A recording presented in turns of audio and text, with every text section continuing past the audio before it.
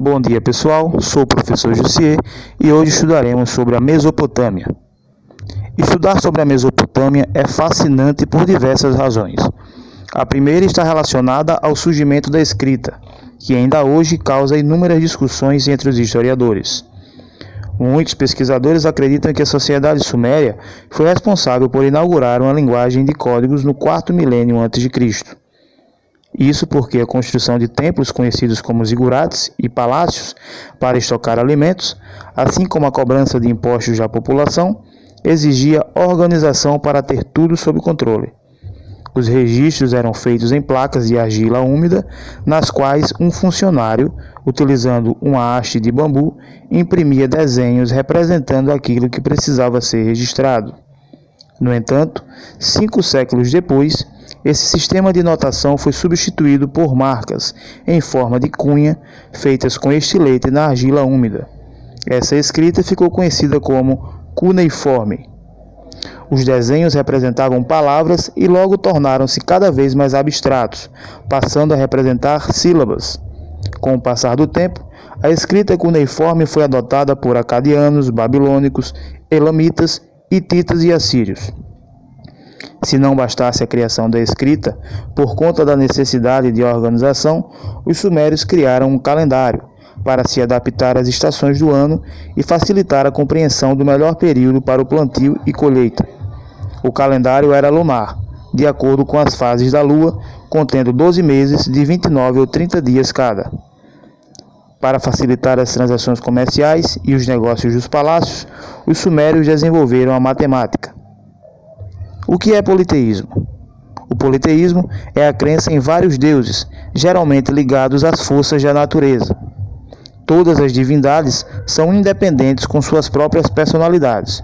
No entanto, nem todos os deuses são necessariamente idolatrados em determinada sociedade.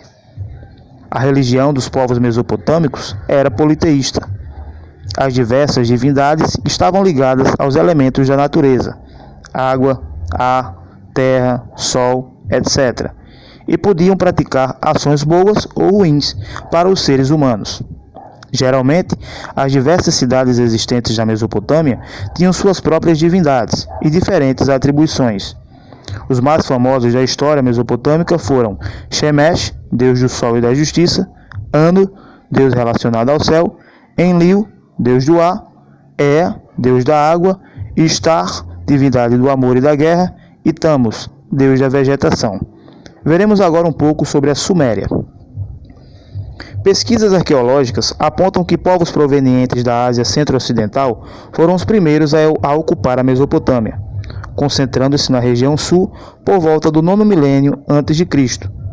Esses povos eram os sumérios, que criaram núcleos de povoamento próximos dos rios Tigre e Eufrates, por causa de suas ações que deixavam o solo fértil para atividades agrícolas. Porém, as cheias dos rios causavam grandes prejuízos à população. Os sumérios tiveram de se organizar e construir coletivamente diques e canais para conter as inundações e irrigar as terras cultivadas. Como já foi mencionado anteriormente, o crescimento populacional exigiu maior organização de controle, que resultou na criação de um corpo de funcionários públicos capaz de administrar a execução dos trabalhos. A partir do 3º milênio a.C., diversas cidades se constituíram no sul da Mesopotâmia. Entre elas, Ur, Nippur, Eridu e Uruk. Essas eram autônomas e governadas por um patesse, líder político, militar e religioso, que mais tarde passou a ser chamado de rei. Por volta de 2800 a.C., o rei de Kish, Etana, aproveitou-se da fragilidade política e organizacional das outras cidades sumérias e unificou o sul da Mesopotâmia. Durante 4 séculos, disputas envolvendo Kish, Ur, Eridu e Lagash causaram prejuízos aos sumérios e, consequentemente, o seu enfraquecimento. Os elamitas, povos provenientes do Irã atual, dominaram os sumérios. Menos de 100 anos depois, por volta de 2400 a.C., as mesmas cidades que disputavam o poder na Suméria conseguiram expulsar os invasores. Ok, pessoal? Ficamos por aqui e na próxima aula estudaremos sobre a Babilônia.